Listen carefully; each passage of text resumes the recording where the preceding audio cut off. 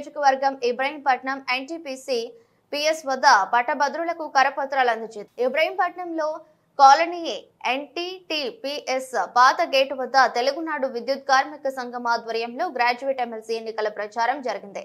Graduate MLC అభ్యర్థి ఆలపాటి రాజా, ఆంధ్రప్రదేశ్ మాజీ corporation chairperson, ఎన్నికల పరిశీలకురాలు మతి ఉండవల్లి శ్రీదేవి, శాసన మండలి సభ్యులు పరుచూరి అశోక్ బాబు, స్థానిక శాసనసభ్యులు వసంత కృష్ణ ప్రసాద్, జనసేన పార్టీ రాష్ట్ర కార్యదర్శి, విజయవాడ తూర్పు నియోజకవర్గం మరియు విజయవాడ పార్లమెంట్ ఎమ్మెల్సీ ఎన్నికల ఇన్ఛార్జి అమ్మిశెట్టి వాసు, జనసేన మైలవరం నియోజకవర్గ ఇన్ఛార్జి అక్కల రామ్మోహన్ రావు, బీజేపీ మైలవరం నియోజకవర్గ ఇన్ఛార్జి నూతలపాటి బాలకోటేశ్వరరావు శనివారం ఉదయం పాతగేటు వద్ద పట్టభద్రులను నేరుగా కలిసి ఓట్లను అభ్యర్థించారు.